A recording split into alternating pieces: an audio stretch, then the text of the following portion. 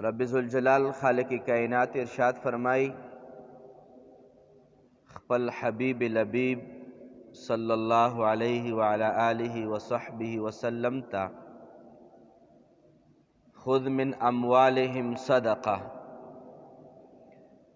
اے زما محبوب د دغی خلکو نا تا صدقه واخله. مفسرین د دغه صدقې مختلف تفاسیر بیانوي چې دغه صدقې نه مراد څه شی دی چې دغه خلکو نه صدقه واخله. مشهور تفسیر مطابق د صدقې نه مراد زکات دی. رب ذوالجلال فرمایي محبوب د ابو لبابا رضی الله تعالی عنہ او داغی د ماتحتو مسلمانانو نه تاسو صدقه واخلی، زکات ترېنه واخلی. تطهرهم وتزکیهم بها. علامه قرطبی رحمت الله علیه د دغه الفاظ وضاحت لیکي، فرمایي چې دا زکات ته چې ته دوی نه وصول کې واخلی نو تاسو دوی صفا کوي او تاسو دوی د زکات په سبب باندې تاسو هغوی پاکیزه کوي. یعنې مقصد دا چې زکات اخیستو سره به د دوی ګناهونه معاف شي، د ګناهونو نه به پاک شي. وتزکیهم بها، او بعضې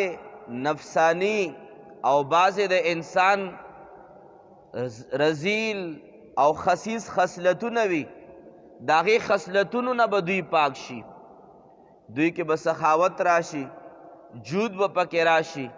اعلی د اخلاص مرتبې به ورته نصیب شي. لکه څنګه مفسرین مختصرا معنا د دې دا بیانوي. مقصد مې دغې آیات کریمه نه د آغاز دا و چې د رجب المرجب په دغې میاشت کې څه ډېر ګڼ شمېر مسلمانان وزداره خلک زکات وباسي. څه ډېر خلک داسې چې د هغوی کال د زکات په رمضان کې پوره کیږي، په زکات په رمضان کې وباسي. خو کومو مسلمانانو چې وس شته دی، د کومو مسلمانانو سره چې مال د او صاحب نصاب دی او په هغې باندې کال تیر شي، که هغه سونه ده، که هغه چاندي ده، که هغه مال دی، که هغه پراپرټي ده، او که هغه جنرل سټور دی، او که هغه نور اموال د تجارت دي، په دې باندې کال تیر شي او نن سبا د اندازې مطابق چې ما نن حساب لګولو نو نن سبا تقریبا 81-82 هزار روپۍ دی نصاب، چې یو کس سره 80-81 هزار روپۍ شته او د ده هغه کال د سر نه را روان دي، دا 81-82 هزار د سره شته او په دې باندې کال تیر شو. په دغه کس مسلمان باندې زکات فرض دی او تقریبا نن سبا دا 81 او 82 هزار روپۍ تقریبا داسې خلکو سره د دغه خلکو ریشو ډېره زیاته ده. خو بیا چې کوم شرایط علما لیکي دا به قرضداری نه وي، د قرضونو نه به خلاص وي او دارنګې د ضروریاتو زندګۍ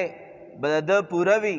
او ډېر ګڼ شمېر شرایط دي چې هغې دپاره کافي وخت درکار دی. خو زه خپلې مقصودي خبرې طرف ته راشم چې تقریبا نن سبا خلک په ځان باندې پوه دي چې ما سره زکات 80-82 هزار روپۍ شته دی، په هغې باندې کال تیر دی او څه داسې ډېر قرضونه او د داسې خبرې ما سره نه دي تړلی شوي، نو په هغې خلکو باندې زکات فرض دی. او زما اندازې مطابق د داسې خلکو ریشو چې چا سره 60-70-80 هزار روپۍ وي په کال په هغې باندې تېرېږي، تقریبا داسې د خلکو ریشو ډېره زیاته ده. خو لیکن خلک بالکل زکات نه ورکوي. او زه یو خبره په دعوې سره کوم، تېره ورځ باندې یو کس روانو موبایل باندې خبرې کړې، موټرسایکل والا راغی په موبایل باندې خبرې کولې، موبایل یې ته اوچت کړو. دارنګې په کور باندې غلاګانې زیاتې دي. جیب تر دې پورې تیره ورځ باندې زمونږ استاد محترم جناب شیخ القرآن والحدیث جناب شاہ منیر المعروف الشاسب رحمت اللہ علیہ په تیر اتوار باندې جنازه وه. پر جنازه کې د اعلان دا وشو چې د جیبونو خیال ساتئ. هغه نه تېرو ورځو وړاندې باندې د باغکنډۍ باباجي صاحب رحمت الله علیه وصال شوی و چې هغه هم د خپلې زمانې یو لوړې مرتبې د علم او د عرفان خاوند و. د هغې په جنازه کې خلکو د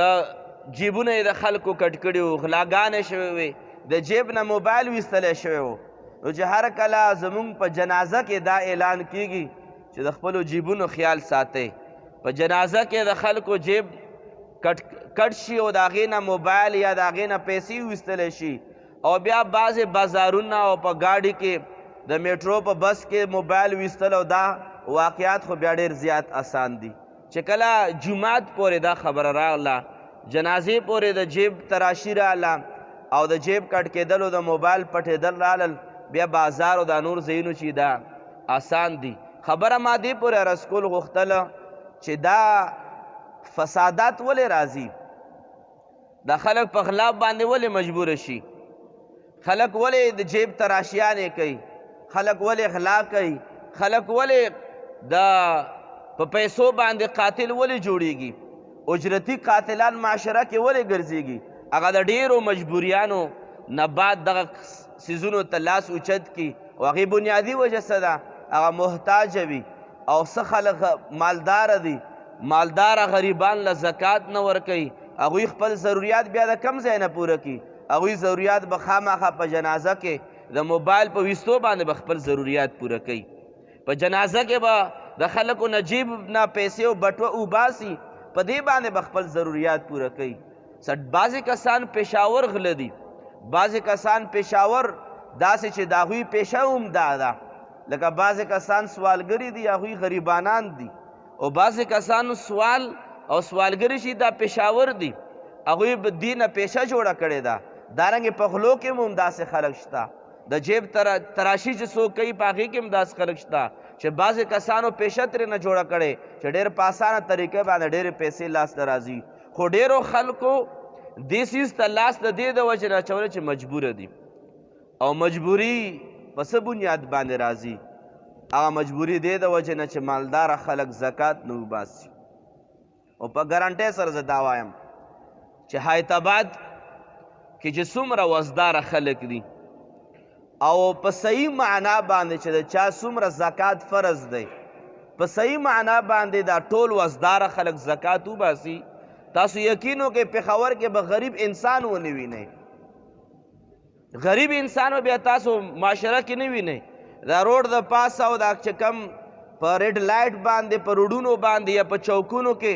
زمونږ میندې ناستې وي، کله ناکله سحر کې په بعضې چوکونو باندې تاسو داسې میندې به په نظر باندې راغلي وي چې سخت یخنۍ د وجې نه داسې رپېږي، خو لیکن د هغې زوی نه وي، د هغې خاوند وفات شوی وي، ځوانې لورانې په کور کې ناستې وي، د دغې مور د سوال نه علاوه د هغې سهاره نه وي. په سحر کې ما ورته ناشتې ته ناست یو، او په ناشته کې څه قسمه خوراک مونږ تاسو ته پروت وي، خو لیکن داسې میندې هم شته چې هغه په چوکونو کې د یخنۍ د وجې نه رپېږي او د خلکو نه سوال غواړي. دا میندې ولې چوکونو ته راغلې؟ هغه خویندې چې د هغوی حیا، د هغوی عزت، اسلام ول حیا او عزت ورکړی دی. هغه خویندې په چوکونو باندې په شنو او په تورو بورکو کې ولاړ دي، مخ به نه وینې، خو هغه لاس به په نظر باندې راځي چې کم لاس کې ته پیسې ایښودل غواړې، هغه لاس به ستا په نظر باندې راځي. دا خویندې ولې ځوانې ودرېدې دلته؟ ولې سپینګیري باباګان مخې ته یې پپړ ایښودي وي، مخې ته یې چپس ایښودي دي، د سوال نه بچ کېدو دپاره یې ځان ته چپسونه ایښودي وي چې دغه کسان به څوک راځي، سوال خو کولی نه شو، خو دغې چپسو په دغې مختلفو ټافیانو باندې به خلک مونږ له څه زکات به راکړي. دا خلک ولې میدان له رالل؟ دا د هغې خلکو د وجې نه چې کم خلک په صحیح معنا باندې زکات نه وباسي. زکات به خلک وباسي، خو لیکن په کم مقدار باندې وباسي. هر یو مالداره به څه ناڅه زکات وباسي، خو چې څومره به فرض دی ما یقین نه کیږي چې چا باندې څومره فرض دی همدومره زکات څوک وباسي. ها چې کومو کسانو سره دومره پیسې وي چې زکات ویستلې شوې پیسې یا فرض شوی پیسې په کم تعداد کې وي د هغې ویستلو ته انسان تیار وي خو که چېرې یو انسان دی هغه سره 1 کروڑ روپۍ دي 1 کروڑ روپۍ چې نن سبا دومره بعیده لرې خبره نه ده د ډېرو خلکو کروڑونو مالکان دي 1 کروڑ باندې 2.5 لکه روپۍ زکات دی هسې د 1 کروڑ روپو مالک به 2.5 لکه روپۍ د الله په نوم باندې ورکړي کلم نه زیات نه زیات 50,000 به ورکړي زیات نه زیات 80,000 به ورکړي زیات نه زیات 1,00,000 روپۍ به ورکړي په 1 کروڑ کې چې د چا په 3 کروڑه باندې دلته 15 مرلې پلاټ اغستی دی او په 2.5 کروڑه باندې 1 مرلې پلاټ او په دارنګې په 1 کروڑه باندې 2 کناله پلاټ اغستی دی او د دې دپاره چې دا ګټه په راشي ګاګ په راشي زه به خرڅومه په دې باندې خو کالم تیر شي خرڅ نه شي نو چې 50 کروڑ روپو یو پلاټ دی هغه یې ګټې دپاره اغستی او کال په تیر شو نو چې په 1 کروڑ کې 2.5 لکه دي نو په 50 کروڑو کې 12.5 लाख روپۍ زکات دی نو چې دغه صاحب نه پوښتنه وکړي چې تا په پلاټ باندې 12.5 लाख روپۍ زکات فرض دی او به درته وایي چې همدغې پیسو دپاره خو زه ناسم زکات د کومه مخه ورکړم څوک به زکات ورکوي د پراپرټو والا باندې ټولو باندې زکات فرض دی حیدرآباد کې داسې خورکی به نه وي داسې مورکی به نه وي چې هغې سره به 9 تولې 10 تولې 12 تولې سونه نه وي میجارټي اکثریت د خویندو سره کم از کم 10-12 تولې سونه وي کمې خور د خپلې سونې زکات ویستی دی چې 9 تولې نه سونه زیاته شي هغې باندې خو زکات فرض دی ښځه خو وایي چې ما سره خو پیسې د کم نه راغلې چې خاوند دې نه راکوي نو زه به کوم ځای نه زکات ورکړم نو چې خاوند پیسې نه درکوي خاوند خو د ستا زکات نه ذمهوار که چېرې د یو بل فریضې ادا کېدی او یو بل ذمهوار وای زه وایم چې ډېرو خاوندانو به دا سهار مونځ خپلو ښځو ته پرېښودی چې دا سهار مونځ راله ته وکړه ستړی یم خو نه یو بل ذمهوار نه دی ښځه د خپلو سونې ذمهواره ده 9 تولو نه سونه زیاته دا به فرض دی په زکات کم ځای نه به راوړي سونه د خرڅه کي سونه خرڅول خو هم پښتنو کې ګناه کبیره ده چې کومه ښځه سونه خرڅوي پته نه چې هغې ته کم نسبتونه کیږي یاد ساتئ زه عرض کول غواړم ما مقصد دا و رب ذوالجلال ارشاد فرمایي خذ من اموالهم صدقه ای محبوب کریم دغه خلکو نه زکات واخله تطهرهم وتزکیهم بها رب ذوالجلال فرمایي دی نه زکات واخله د دې دپاره چې دا زکات په ذریعې باندې دا انسانان په زکات ویستو سره د ګناهونو نه هم پاک شي او ورسره د اخلاق رذیلو نه هم پاک شي انسان چې پیسې ورکوي ټول نه غټه بد صفت انسان دپاره شومتیا ده چې انسان بخیل وي او چې ته کله زکات ورکوې تا نه بخیلتوب نوم کټ شو زکات ورکولو سره ته د اخلاق رذیلو نه پاکیږي او ورسره زکات معنی پاکی ده په یو معنا سره چې کله یو انسان زکات ورکړي دا شته مال و دولت پاک شو ولې دغه پاکیږي ځکه چې سیدانو له زکات ولې ورکول جایز نه دي سیدان له زکات نشي ورکولی هغې وجه دا ده چې دا زکات دا د مال خیری دی په دې زکات ویستو سره دا شته مال پاکیږي او نبی پاک مبارک خاندان چې دا پاک دی د پاک خاندان له د مال خیره نشي ورکولی ځکه به د زکات سره انسان ته 3 غټ فواید ملاویږي یو انسان قرآن نه ثابت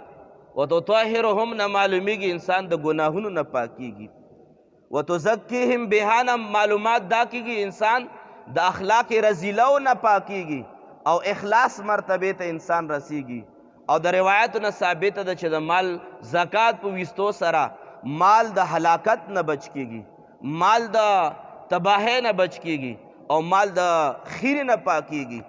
ځکه علما لیکي چې ټول نه لوی کمالات چې قرآن او حدیث مبارکه ستایلی دي د زکات ته ورکولو هغه لوی کمالات هم دا دي د دې د وجې نه حاضرینو ما ګزارش هم دا و او په دې نقطه باندې عرض کول غواړم چې زکات صحیح معنو کې څوک نه وباسي زکات روایت کې راځي علما لیکي چې کله یو انسان چاله زکات ورکوي نو دله پیسې ورکي او چې دا څوک زکات قبول کی زکات ورکوونکي نه ښه څیز ولا زکات اخیستونکی ورکوي چې دعا ده ځکه مخکې آیات کریمه کې وصل علیهم راځي نبی پاک مبارک له چا صدقه راوړه حضور نبی پاک مبارک ورته دعا وفرمایله چې رب کریمه د ابن ابي اوفه باندې او د هغې په خاندان باندې رحمتونه نازل کړي ځکه علما لیکي چې څوک صدقه واخلي هغه له دعا کول پکار دي چې څوک وله زکات او صدقه ورکوي او دا دعا چې دا د دغې مال د صدقې نه افضله ده ځکه علما لیکي چې زکات ورکول پکار دي که د خلکو دعا اخیستل غواړي او د خلکو نه خیر اخیستل غواړي نو د خپل مال حق ورکول پکار دي او دا خبر هم د ستاسو نه پټه نه قرآن کریم فرقان حمید کې رب ذوالجلال خالق کائنات تقریباً 80 ځایونو کې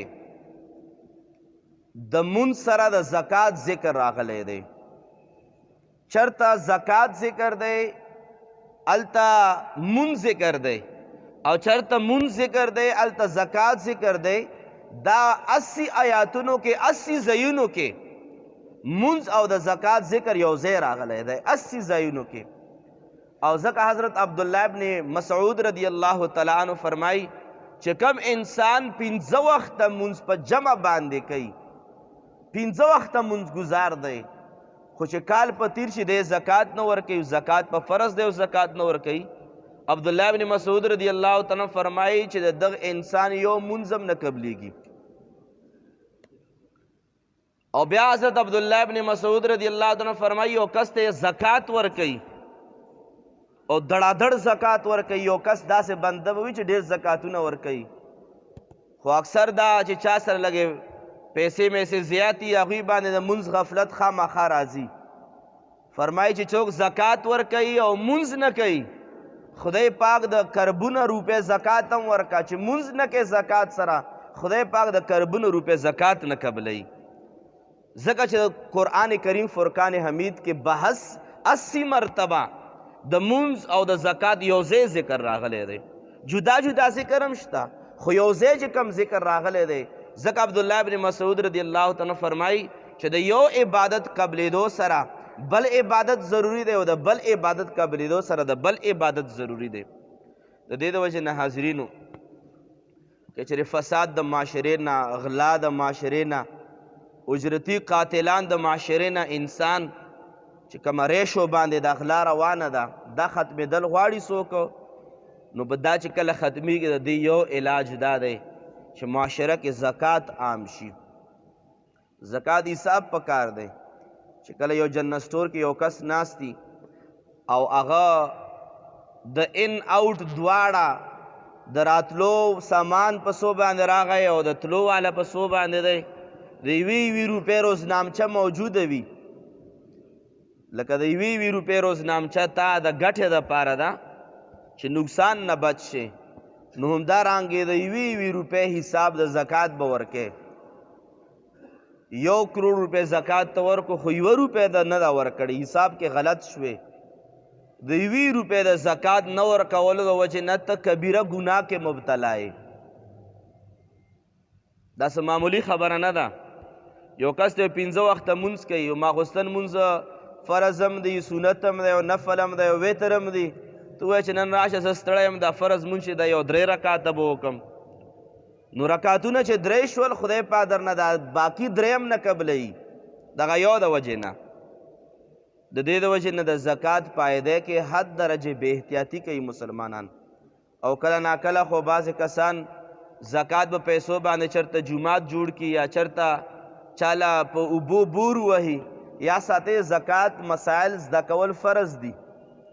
ډیرو خلکو زکات ورکړی خو شوی نه دی ځکه چې کم زکات ورکولو شرایط دي زکات د صحیح کېدو شرایط دي هغه موږ ته پته نشته بس موږ سترګې پټو چې دا حق دی ادا شي نه سترګې نه دي پټول پکار دی یو کس ته 50 رکاته نفل وکړو او داسې نشته یو رکات مونځ هم قبول نه دی ولې شرط ورته پوره نه دی چې هغه اودس دی یو کس ته هغه لکونه روپۍ زکات وباسي خدا نه ګوري چې غریب لی ورکوم که مالدار لی ورکوم په ده باندې کیږي او که نه کیږي چې چا باندې کېدو هغه زکات دې قبول شو که چېرې سترګې د پټې کې او تحقیق او تفتیش نه کوي او ته خلکو له زکات ورکوي چې چا باندې نه کېدو هغه زکات دستا نه دی شوی اوس هم ګناهګار د صدقې ثواب ده وشو خو فرضیت ته ادا نه شو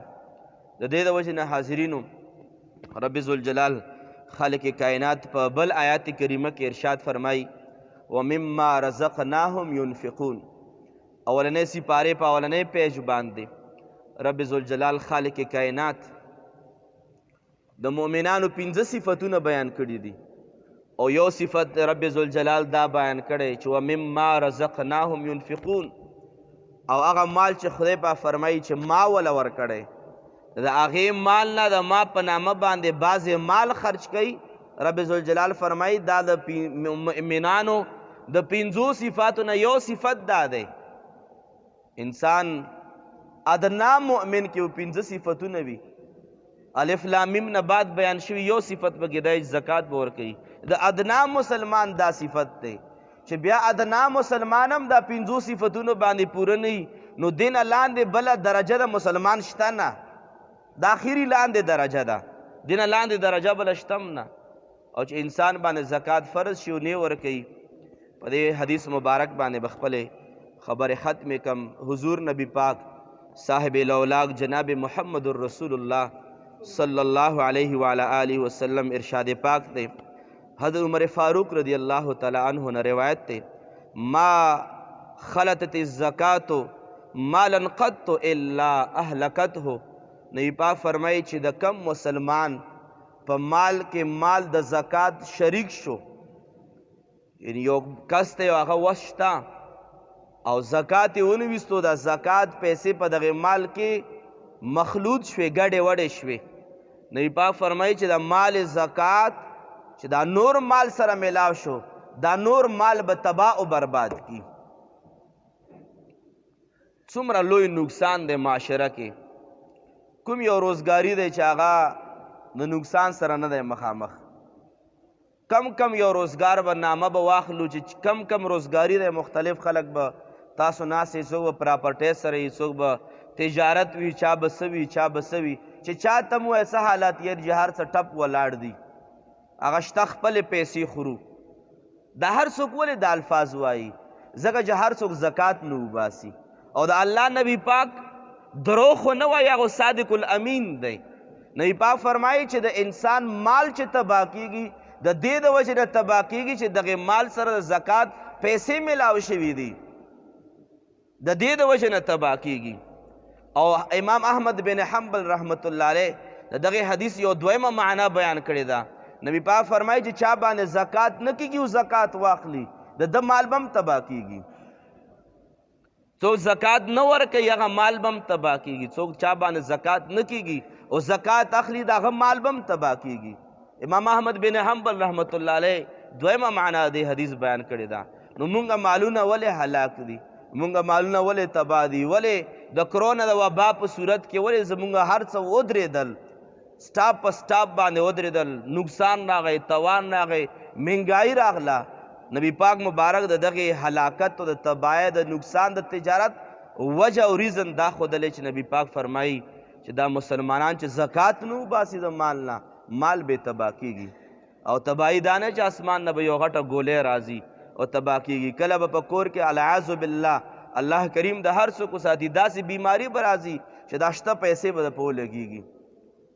او هغه مال زکات به هم پکې ولګېږي او شته خپلې پیسې به هم پکې ولګېږي د دې وجې نه محترم حاضرین انشاءالله العزیز روانه جمعه کې به هم زمونږ همدغه موضوع وي ځکه چې بعضې اهم موضوعات چې هغه زمونږ د عمل سره تعلق ساتي په هغې باندې به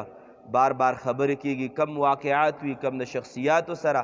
تړلی شوې خبرې د هغه د عقیدت خبرې دي خو دا د میدان عمل خبرې دي چې زکات ورکول پکار دي مزید خبرې او بعضې څه احکامات او فضایل به انشاءالله العزیز په آینده جمعه کې بیانېږي زړه د کومې نه دعا کوو چې رب کریمه څومره مسلمانان دي او په هغوی باندې زکات فرض دی الله کریم د زکات د ادایګۍ توفیق ور نصیب فرمایي و آخر دعوانا ان الحمد لله رب العالمین والصلاة والسلام على أشرف الأنبياء والمرسلين وعلى آله وأصحابه وذرياته وأهل بيته أجمعين. رب کریم مونږ ټول ګناهګار یو، خطاکار یو، سیاکار یو. ته بخونکی، تا نه علاوه بخونکی نشته. رب کریمه مونږ د ټولو ظاهري باطني واړه او غټ ګناهونه، تیر شوي راتلونکي ګناهونه ټول معافو فرمایا. رب کریمه مونږ بخنه نصیب فرمایا، نیک اعمال زمونږ قبول منظور فرمایا. رب کریمه څومره مسلمانانو دعاګانې غوښتې دي، څه جایز مرادونه دي، رب کریمه څوک بې اولاد دي صالح اولاد وله ورکې، څوک بې کوره دي کورونه وله ورکې، څوک رب کریمه قرضداري قرضونه اخلاص کې، د چا قرضونه بند دي قرضونه را خلاص کې، څوک مظلومان دي مظلومیت نه وساتې، څوک ظالمان دي ظالمیت نه وساتې. رب کریمه د چا به کورونو کې اختلافات دي، ستونزې دي، مشکلات دي، الله کریم دی په خوشحالو په محبت باندې بدل کی. او تیر په تیره باندې لکه څنګه ما ذکر عرض کو، زمونږ استاد محترم جناب شاه منیر مولوی صاحب رحمت الله علیه د دغې دنیا نه پرده شو. الله کریم دې درجات بلندو فرمایي. دلته چې مونږ ناست یو دوه درې خبرو کولو لایق یو، دا د استادانو د مشایخو د خپلو سربراهانو برکت دی. الله کریم د بخکنډۍ باباجي رحمت الله علیه سره د ټولو اساتذه کرامو د مشر صاحب مبارک رحمت الله علیه، شهدای اهل سنت رحمهم الله تعالی، زموږ څومره سرپرستان تیر شوي دي، والدین تیر شوي، الله کریم د ټولو بخښنه نصیب فرمایي. د هغوی برکات الله کریم زموږ سره په دواړه جهانه کې شامل حالو فرمایي. حاضر جمع کې د چا کوم څوک وفات شوي دي، ډېر خلک دي، کسانو دعاګانې غوښتي، الله کریم د ټولو بخښنه نصیب فرمایي. الله کریم د جنت الفردوس نصیب فرمایي. وصلی الله تعالی على خیر خلقه سیدنا